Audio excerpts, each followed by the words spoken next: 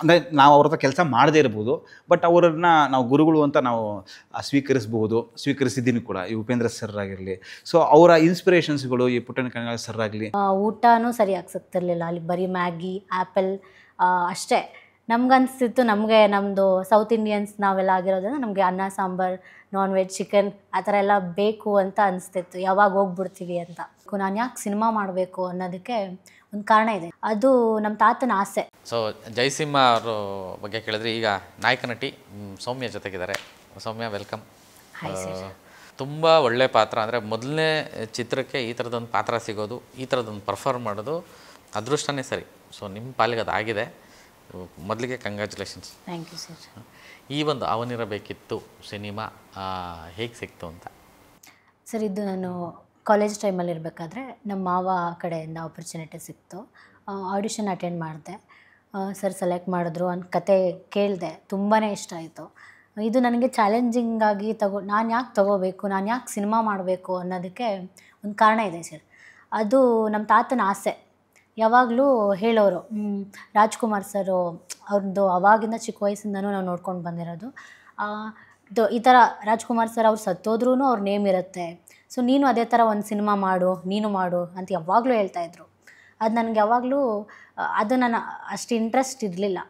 Cinema ಅದಾಗಿದೆ, ಅದೇ ಬಂತು, ನನಗೊಂದು ಚಾನ್ಸ್ ಸಿಗ್ತಿದೆ ಅಂದರೆ ನಾನು ಯಾಕೆ ಮಾಡಬಾರ್ದು, ಮಾಡೋಣ, ಒಂದು ಟ್ರೈ ಮಾಡೋಣ ಅಂತ ಹೇಳ್ಬಿಟ್ಟು ಆಡಿಷನ್ ಕೊಟ್ಟೆ. ಸೆಲೆಕ್ಟ್ ಆಯಿತು. ಆಮೇಲೆ ಕತೆ ಇಷ್ಟ ಆಯಿತು, ವರ್ಕ್ಶಾಪ್ಸ್ ಇತ್ತು, ಅದರಿಂದ ನನಗೆ ತುಂಬ ಕಷ್ಟ ಅಂತ ಏನೂ ಅನಿಸ್ಲಿಲ್ಲ. ಸರ್ ಸಪೋರ್ಟ್ ಅಂತೂ ನನಗೆ ನಿಜವಾಗ್ಲೂ ತುಂಬಾ ಎಷ್ಟು ಹೆಲ್ಪ್ ಆಗಿದೆ ಅಂತಂದರೆ, ನನ್ನ ಆ್ಯಕ್ಟಿಂಗ್ ಸ್ಕಿಲ್ಸು ತುಂಬಾ ಇಂಪ್ರೂವ್ ಮಾಡಿದ್ದಾರೆ. ಒಂದೇ ಸಿನಿಮಾದಲ್ಲಿ ನಾನು ಇಷ್ಟೊಂದು ಚೆನ್ನಾಗಿ ಮಾಡ್ತೀನಿ ಅಂತ ನಾನು ಅಂದ್ಕೊಂಡಿರಲಿಲ್ಲ, ಬಟ್ ಮಾಡಿದ್ದೀನಿ ಸರ್. ಬಟ್ ಈ ಸಿನಿಮಾ ನೋಡಿದ್ಮೇಲೆ ತುಂಬ ಆಪರ್ಚುನಿಟೀಸ್ ಬರ್ಬೋದು, ಅಂದರೆ ಅಷ್ಟು ಸ್ಕೋಪ್ ಇದೆ, ಅಷ್ಟು ವೇರಿಯೇಷನ್ಸು ಒಂದೇ ಪಿಕ್ಚರಲ್ಲಿ. ಆಮೇಲೆ ಆ್ಯಸ್ ಎ ಹೀರೋಯಿನ್ಗೆ ಸಿಗೋದು ನಾಗಲೇ ಹೇಳ್ದಂಗೆ ತುಂಬ ಕಷ್ಟ. ಸೊ ಆ ಒಂದು ವಿಷಯಕ್ಕೆ ಅಂದರೆ ಅಂದರೆ ಹಿನ್ನೆಲೆ ಏನೂ ಇಲ್ಲ, ಕಲ್ತಿದ್ದೇನಿಲ್ಲ, ಸೀದಾ ಬಂದು ಸಿನಿಮಾಗೇನೆ. ಸೊ ಎಲ್ಲ ಇಲ್ಲೇ ಕಲಿಸಿರೋದು ಅಷ್ಟೇ. ಇಲ್ಲೇ ಕಲಿಸಿರೋದು. ಅವರು ಥಿಯೇಟ್ರಿಗೆ ಹೋಗಿ ಒಂದು ಎಕ್ಸ್ಪೀರಿಯನ್ಸ್ ಎಲ್ಲ ಹಿಂದೆ ಅಂದರೆ ಯಾವುದಾದ್ರೂ ಪ್ರಾಜೆಕ್ಟು ಮತ್ತು ಸೀರಿಯಲ್ಸ್ ಇದು ಯಾವುದೂ ಮಾಡಿರಲಿಲ್ಲ. ಸೊ ನಮಗೂ ಒಂದು ಫ್ರೆಶ್ ಫೇಸ್ ಬೇಕಾಗಿತ್ತು. ಸೊ ಒಂದ್ಸರಿ ಆಡಿಷನ್ ಅಂತ ಮಾಡಿದಾಗ ಸೊ ಇವರು ಚೆನ್ನಾಗಿ ಆ್ಯಕ್ಟ್ ಮಾಡಿದ್ರು. ಸೊ ಅದನ್ನು ನೋಡಿ ಸೊ ಕರೆಕ್ಟಾಗಿ ಆ್ಯಕ್ಟ್ ಆಗುತ್ತೆ ಕ್ಯಾರೆಕ್ಟ್ರಿಗೆ ಅಂತ ನಾವು ಪಿಕ್ ಮಾಡಿದ್ವಿ. ಅಂದರೆ ಇಡೀ ಸಿನಿಮಾನ ತೊಗೊಂಡೋಗುವಂಥ ಪಾತ್ರ ಅದು. ಹೌದು, ಅದು ಇನ್ಸ್ಟೆಂಟ್, ಒಂದು ಫ್ರೇಮ್ ಆ ಕಡೆ ಇಲ್ಲದೆ. ಸೊ ಆ ಥರದ್ದು ಇದಕ್ಕೆ ಈ ಥರ ಹೊಸ ಫೇಸ್ನ ಇಟ್ಕೊಂಡು ಅದು ಹೇಗಿತ್ತು ಅಂತ ಜರ್ನಿ? ಸೊ ಎಲ್ಲ ಪಕ್ಕದಲ್ಲೇ ಇದ್ದೀರಾ, ಎಕ್ಸ್ಪ್ಲೈನ್ ಮಾಡೋದು ಚೆನ್ನಾಗಿರುತ್ತೆ. ಯಾಕೆಂದರೆ ಸಿನಿಮಾ ನೋಡಿದಾಗ ತುಂಬ ಜನಕ್ಕೆ ಅನ್ಸುತ್ತೆ ಅದು ಯಾರೋ ತುಂಬ ಎಕ್ಸ್ಪೀರಿಯನ್ಸ್ಡು ಆರ್ಟಿಸ್ಟು ಬಂದು ಪರ್ಫಾರ್ಮ್ ಮಾಡ್ದಂಗೆ ಇದೆ ಅದು. ಇನ್ನೊಂದು ಹೇಳಬೇಕು ಅಂದರೆ ಸರ್, ಇದು ಫಸ್ಟ್ ಮೂವಿಯಲ್ಲೇ ಹೀರೋಗೆ ಹೀರೋಯಿನ್ಗೆ ಒಂದೇ ಸ್ಟಾರ್ಟಿಂಗಿಂದ ಎಂಡ್ವರೆಗೂ ಫುಲ್ ಅದೇ ರೋಲ್ ಕೊಡಬೇಕು, ಇಲ್ಲ ಎಲ್ಲೂ ನಾನಾಗಲಿ ಇಲ್ಲ ಹೀರೋ ಆಗಲಿ ಫುಲ್ಲು ಅದನ್ನು ನಮ್ಮ ಸರ್ ಕೊಟ್ಬಿಟ್ಟಿದ್ದಾರೆ. ಎಂಡಿಂಗ್ವರೆಗೂ ಇರ್ತೀವಿ. ಅದು ಆ ಥರ ಚಾನ್ಸಸ್ ಸಿಗೋದು ತುಂಬ ಕಷ್ಟ, ಬೇರೆ ಫಿಲಿಮಲ್ಲಿ ರೇರ್ ಅಂತ ಅನಿಸುತ್ತೆ. ಬಟ್ ನನಗೆ ಸಿಕ್ಕಿರೋದು ನನಗೆ ನಿಜವಾಗ್ಲೂ ಚಾಲೆಂಜಿಂಗ್ ಆಗಿದೆ. ಅಂದರೆ ಇಡೀ ಸಿನಿಮಾ ಆವರಿಸ್ಕೊಂಡಿರ್ತಾರೆ ಹೀರೋಯಿನ್ನು. ಸೊ ನಾಯಕನ ಕ್ಯಾರೆಕ್ಟ್ರು ಹಾಗೆ, ನಮ್ಮ ಶರ್ಮಾಜಿ ಕ್ಯಾರೆಕ್ಟ್ರು ಹಾಗೆ. ಕೆಲವೊಂದು ಸರಿ ಆಫ್ ಆಗ್ಬೋದು ಸ್ಕ್ರೀನಲ್ಲಿ ಅವ್ರ ಕ್ಯಾರೆಕ್ಟರ್ಸು, ಬಟ್ ಅದರ ತಳಮೇಳ ಟಿಲ್ ಎಂಡ್ ತನಕನೂ ಹೋಗಿ ಹೋಗುತ್ತದು. ಸೊ ಅದು ಕ್ಯಾರಿ ಆಗಿರುತ್ತೆ ಅಲ್ಲಿ ತನಕ. ಸೊ ಈ ಥರ ಎಲ್ಲ ಕ್ಯಾರೆಕ್ಟರ್ಸು ಆವರಿಸ್ಕೊಂಡಿರುತ್ತೆ ಸಿನಿಮಾದಲ್ಲಿ. ಈ ನಾನ್ ಲೀನಿಯರ್ ಸ್ಕ್ರೀನ್ ಪ್ಲೇ ಆಗಲಿ ಅಥವಾ ಈ ಥರದೊಂದು ಏನೋ ವಿಷಯ ಹೇಳೋ ರೀತಿ, ನರೇಷನ್ನು ಬೇರೆ ಥರ ಹೇಳಿದ್ದೀರಾ, ಈ ಥರದೊಂದು ಸಬ್ಜೆಕ್ಟ್ನ ಎತ್ಕೊಂಡಿದ್ದೀರಾ. ಎಲ್ಲೊಂದು ಕಡೆ ಈ ಸಿನಿಮಾ ನೋಡಿದ್ಮೇಲೆ ನಿಮ್ಮಲ್ಲಿ ಏನೋ ಬೇರೆ ಹಸಿವಿದೆ, ನೀವು ಸಿನಿಮಾ ನೋಡ್ತಿರೋ ರೀತಿ ಬೇರೆ ಇದೆ ಅಂತ ಅನ್ನಿಸ್ತು ನನಗೆ. ಅಂದರೆ ರೀಸೆಂಟ್ ಟೈಮ್ಸಲ್ಲಿ ನೋಡಿದ್ದ ನರೇಷನ್ಸಲ್ಲಿ ಇದು ಸ್ವಲ್ಪ ವ್ಯತ್ಯಾಸವಾಗಿ ಕಾಣಿಸ್ತಾ ಇದೆ, ನಾರ್ಮಲ್ ಇಲ್ಲ ಅದು. ಅಂದರೆ ನಾನು ಹೇಳೋದು, ಸಿನಿಮಾ ನೋಡಿ ಆಚೆ ಬಂದಮೇಲೆ ಇನ್ನೊಂದು ಸಲ ನೋಡಬೇಕಲ್ಲ, ಇದು ಯಾಕೋ ಇದು ಹಂಗಿರ್ಬೋದೇನೋ ಅದೊಂದು ಭಾವನೆ ಬರುತ್ತಲ್ಲ. ಸೊ ಆ ಒಂದು ವಿಚಾರಕ್ಕೆ ಮೊದಲನೇ ಸಿನಿಮಾದಲ್ಲಿ ಅದನ್ನು ಅಚೀವ್ ಮಾಡೋದಕ್ಕೆ ಏನು ಮೋಟಿವ್ ನಿಮಗೆ ಅಂತ? ನಾನು ಸಿನಿಮಾ ವಾಚರಾಗಿ, ಸಿನಿಮಾ ಲವರಾಗಿ ತುಂಬ ಸಿನಿಮಾಗಳು ನೋಡಿದ್ದೀನಿ.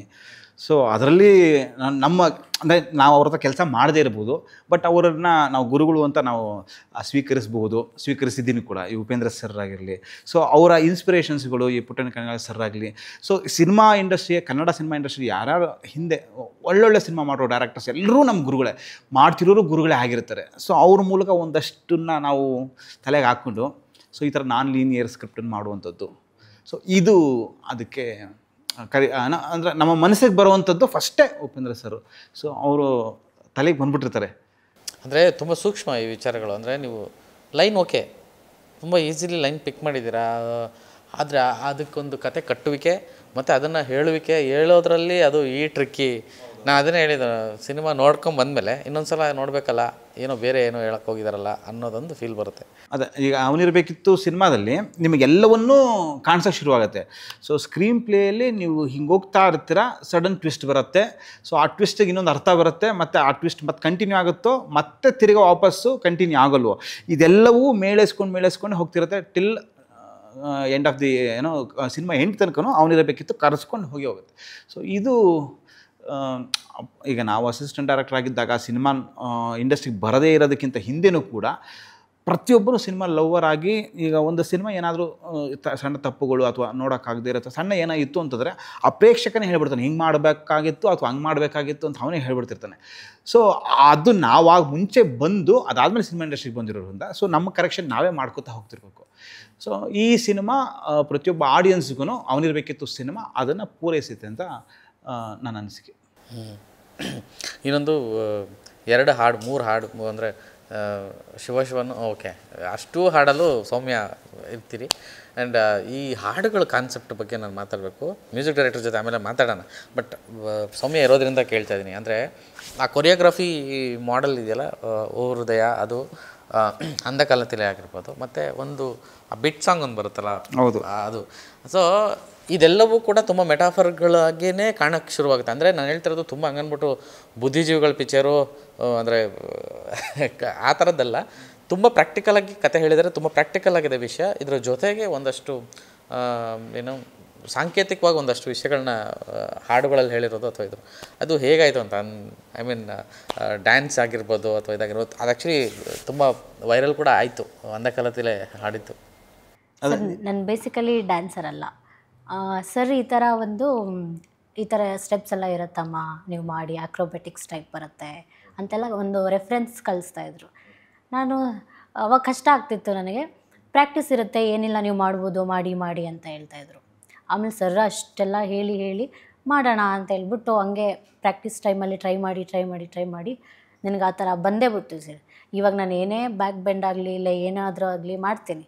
ಸೊ ಆಮೇಲೆ ಅಷ್ಟು ಪ್ರಾಕ್ಟೀಸ್ ಕೊಟ್ಟು ನಮಗೆ ಲಡಾಖಲ್ಲಿ ಶೂಟ್ ಮಾಡ್ತೀನಿ ಅಂತ ನಾನು ಫಸ್ಟೇ ನಮಗೆ ಶಾಕು, ಅದು ಫುಲ್ ಖುಷಿ. ಅಲ್ಲಿ ಫಸ್ಟ್ ಸಿನಿಮಾಗೆ ನಾವು ಅಲ್ಲಿ ಹೋಗ್ತೀವಿ ಅನ್ನೋದಂತೂ ನಮಗೆ ತುಂಬ ಖುಷಿ ಆಗ್ತಿತ್ತು. ಅದಾದಮೇಲೆ ನಮಗೆಲ್ಲರಿಗೂ ಅಲ್ಲಿ ಚಾಲೆಂಜಿಂಗ್ ಆಗಿತ್ತು ಅಂದರೆ ಫುಲ್ ಚಳಿ. ನಾವು ಅಲ್ಲಿಗೆ ಹೋದ್ಮೇಲೆ ಭಯ ಶುರುವಾಯಿತು, ನಾವು ನಾನು ಮಾಡ್ತೀನಾ ಇಲ್ಲಿ ಇಷ್ಟೊಂದು ಚಳಿ ಅಂತ. ಆಮೇಲೆ ಮಾಡಲೇಬೇಕು ಅಂತ ಹೇಳ್ಬಿಟ್ಟು ಐಸ್ ವಾಟರ್ ನಾವು ಬೆಳಿಗ್ಗೆ ಎದ್ದು ಸ್ನಾನ ಮಾಡಿಕೊಂಡು ಫುಲ್ಲು ತುಂಬಾ ಚೆನ್ನಾಗಿ ಬಂದಿದೆ ಸರ್. ಶೂಟ್ಸ್ ಎಲ್ಲ ಚೆನ್ನಾಗಿ ಬಂತು, ಚೆನ್ನಾಗಿ ಮಾಡಿದ್ವಿ, ಫುಲ್ ಖುಷಿ ಆಗ್ತಾಯಿತ್ತು. ಬಟ್ ಬ್ರೀತ್ ಮಾಡೋಕ್ಕಾಗ್ತಿರ್ಲಿಲ್ಲ, ಅಷ್ಟು ಕಷ್ಟ ಆಗ್ತಿತ್ತು. ಊಟನೂ ಸರಿಯಾಗಿ ಸಿಗ್ತಿರ್ಲಿಲ್ಲ, ಅಲ್ಲಿ ಬರೀ ಮ್ಯಾಗಿ ಆ್ಯಪಲ್ ಅಷ್ಟೇ. ನಮ್ಗನ್ಸ್ತಿತ್ತು ನಮ್ಮದು ಸೌತ್ ಇಂಡಿಯನ್ಸ್ ನಾವೆಲ್ಲ ಆಗಿರೋದ್ರಿಂದ ನಮಗೆ ಅನ್ನ ಸಾಂಬಾರು, ನಾನ್ ವೆಜ್, ಚಿಕನ್ ಆ ಥರ ಎಲ್ಲ ಬೇಕು ಅಂತ ಅನಿಸ್ತಿತ್ತು, ಯಾವಾಗ ಹೋಗ್ಬಿಡ್ತೀವಿ ಅಂತ. ಬಟ್ ಎಕ್ಸ್ಪೀರಿಯನ್ಸ್ ಅಂತೂ ನನಗೆ ತುಂಬಾ ಖುಷಿ ಆಯಿತು ಸರ್.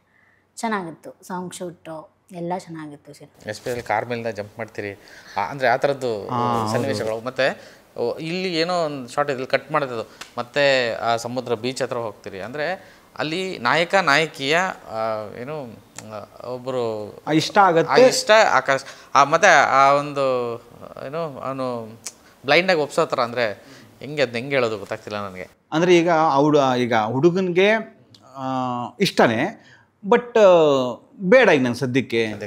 ಬಟ್ ಹುಡುಗಿ ಪೂರ್ತಿ ಕಂಪ್ಲೀಟ್ ಬಿಗಿನಿಂಗ್ ಟು ಎಂಡ್ ಹುಡುಗನ ಇಷ್ಟಪಡ್ತಿರ್ತಾಳೆ. ಸೊ ಇದ್ರ ಮೇಲೆ ಆ ಸಾಂಗು ಕೂತ್ಕೊಂಡಿರುವಂಥದ್ದು.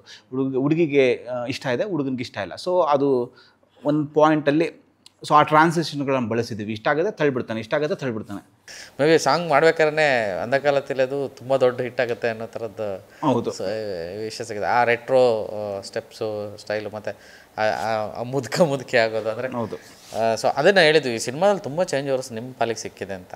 ಅದೇ ಸರ್, ನಾನು ಆವಾಗಲೇ ಹೇಳ್ದಂಗೆ ಒಂದೇ ಸಿನಿಮಾದಲ್ಲಿ ನಂದು ಕ್ಯಾರೆಕ್ಟರ್ ಕೊಟ್ಟಿರೋದ್ರಿಂದ ನನಗೆ ಇನ್ಮೇಲೆ ಬೇರೆ ನಾನು ಸಿನಿಮಾ ಮಾಡ್ತೀನಿ ಅನ್ನೋದಕ್ಕೆ ನನಗೆ ತುಂಬಾ ಈಸಿ ಆಗಿಬಿಡುತ್ತೆ. ನನಗೆ ತುಂಬಾ ಇದು ಚಾಲೆಂಜಿಂಗ್, ಯಾಕಂದರೆ ನನಗೆ ಎಷ್ಟೊಂದು ವೇರಿಯೇಷನ್ಸ್ ಇದೆ. ನಾನು ಅದನ್ನು ಕಲ್ತಿದ್ದೀನಿ. ಅದೇ ಸರ್, ನನಗೆ ಇನ್ನೊಂದು ಸಿನಿಮಾ ಮಾಡ್ತೀನಿ ಅಂದರೆ ನನಗೆ ಫುಲ್ಲು ಏನೇ ಮಾಡಿದ್ರೂ ನನಗೆ ಭಯ ಇರಲ್ಲ. ಸೊ ಎಲ್ಲ ಸಿನಿಮಾದಲ್ಲೂ ನಾನು ಈ ಸಿನಿಮಾದಲ್ಲೇ ಕೊಟ್ಬಿಟ್ಟಿದ್ದೀನಿ, ಅದೊಂದು ಖುಷಿ ಇದೆ ಸರ್. ಮೇ ಬಿ ಈ ಸಿನಿಮಾ ಆದಮೇಲೆ ತುಂಬ ಮಾತಾಡೋಕ್ಕೆ ಸಿಗುತ್ತೆ ಸೌಮ್ಯ ಜೊತೆ. ಹೌದು, ಸೌಮ್ಯ ಒಂದು ಒಳ್ಳೆ ಭವಿಷ್ಯ ಆಗುತ್ತೆ. ಅಂದರೆ ನಾನು ಈಗಾಗಲೇ ಜಯಸಿಂಹ ಅವ್ರಿಗೂ ಅದೇ ಮಾತು ಹೇಳಿದೆ, ನಿಮಗೂ ಏನಕ್ಕೆ ಹೇಳ್ತೀನಿ ಅಂದರೆ ಸಿನಿಮಾದೊಳಗಿನ ಎಲ್ಲ ಪಾತ್ರಧಾರಿಗಳು ಸ್ಕೋರ್ ಮಾಡಿರ್ತಾರೆ, ಮತ್ತು ಎಲ್ಲ ಪಾತ್ರಧಾರಿಗಳಿಗೂ ಇನ್ನೊಂದು ನನಗೆ ಎಸ್ಟಾಬ್ಲಿಷ್ಡ್ ಅಂತ ಒಂದಷ್ಟು ಜನ ಇದ್ದಾರೆ, ಅವ್ರದ್ದು ಓಕೆ, ಅವ್ರ ಇದಕ್ಕೆ ಹೊಸದಾಗಿ ಏನು ಮುಖಗಳು ಕಾಣಿಸ್ತಾ ಇದ್ದಾರೆ ನೀವೆಲ್ಲವೂ, ನಿಮ್ಮೆಲ್ಲರಿಗೂ ಒಂದು ಇನ್ನೊಂದು ಆರಾಮಾಗಿ ಇಲ್ಲಿಂದ ಜರ್ನಿ ತುಂಬ ಚೆನ್ನಾಗಿ ಶುರುವಾಗುತ್ತೆ. ಒಳ್ಳೆಯದಾಗಲಿ, ಆಲ್ ದ ಬೆಸ್ಟ್. ಆ್ಯಂಡ್ ತುಂಬ ಚೆನ್ನಾಗಿ ಆಗುತ್ತೆ ಸಿನಿಮಾ ಕೂಡ. ಆ್ಯಂಡ್ ಸಿನಿಮಾ ನೋಡ್ಕೊಂಡು ಆಚೆ ಬರೋರಿಗೆ ಖಂಡಿತವಾಗ್ಲೂ ನಿಮ್ಮ ಬಗ್ಗೆ ತುಂಬ ಮಾತಾಡ್ತಾರೆ. ಅಂದರೆ ಈಗ ನಾವು ಕೂಡ ಈಗ ಸಿನಿಮಾದಲ್ಲಿ ಯಾರ್ಯಾರಿಗೆ ಆರ್ಟಿಸ್ಟ್ಗಳಿಗೆ ಅವಕಾಶ ಕೊಟ್ಟಿದ್ದೀವಿ ಅವರ ಟ್ಯಾಲೆಂಟ್ ನೋಡಿ, ಸೊ ಅವರೆಲ್ರಿಗೂ ಈ ಸಿನಿಮಾದಲ್ಲಿ ನಿಜವಾಗ್ಲೂ ಒಂದು ಭವಿಷ್ಯ ಹುಟ್ಕೊ ಖಂಡಿತ. ಅಂದರೆ ಆ ಥರದ ಸ್ಕೋಪು ಪ್ರತಿ ಹಂತದಲ್ಲೂ ಇದೆ ಸಿನಿಮಾದಲ್ಲಿ. ಸೊ ಇವರು ಅದೇ ಸಾಂಗ್ ಮಾಡುವಾಗ ಹೆಂಗೆ ಮಾಡ್ತಾರೆ ಡಾನ್ಸು ಅದೆಲ್ಲ ನನಗೆ ಐಡಿಯಾ ಇರಲಿಲ್ಲ, ಬಟ್ ಅವ್ರ ಧೈರ್ಯದಲ್ಲಿ ಅವ್ರು ಮಾಡಿದ್ದಾರೆ. ಸೊ ಅಪ್ರಿಷಿಯೇಟ್ ಮಾಡಲೇಬೇಕು. ಕಂಪ್ಲೀಟ್ ಸಮ್ಮಪ್ ಆಗಿದೆ, ಕ್ಯಾರೆಕ್ಟರ್ಸ್ ಆಗಲಿ ಅಥವಾ ವರ್ಕ್ ಆಗಲಿ ಕಂಪ್ಲೀಟ್ ರೌಂಡ್ ಆಫ್ ಆಗಿದೆ. ಆ ರೌಂಡ್ ಆಫ್ ಆಗಿರೋದಕ್ಕೇ ಸಿನಿಮಾ ಅಷ್ಟು ಚೆನ್ನಾಗಿ ಕಾಣ್ತಾ ಇದೆ. ಸೊ ಸುಮಾರು ಜನಕ್ಕೆ ಈ ಸಿನಿಮಾ ಎಷ್ಟರ ಮಟ್ಟಿಗೆ ರೀಚ್ ಆಗಿದೆ ಅಥವಾ ಬಟ್ ನೋಡಿದಷ್ಟು ಜನ ಮತ್ತೆ ವಾಪಸ್ಸು ಮಾತಾಡೋಕ್ಕೆ ಶುರು ಮಾಡ್ತಾರೆ. ಖಂಡಿತವಾಗ್ಲೂ ಒಂದು ಮೆಚುರಿಟಿ ಅನ್ನೋದು ಆ ಸಿನಿಮಾ ಒಳಗಡೆ ತುಂಬ ದೊಡ್ಡದಾಗಿದೆ. Thank you Soumya. Cinema release ಆದಮೇಲೆ ತುಂಬ ಮಾತಾಡೋಣ. ನಾನು ಇವಾಗಲೇ ಎಲ್ಲ ಹೇಳೋಕ್ಕೋದ್ರೂ ಆಗೋದಿಲ್ಲ. Okay, thank you. Thank you sir.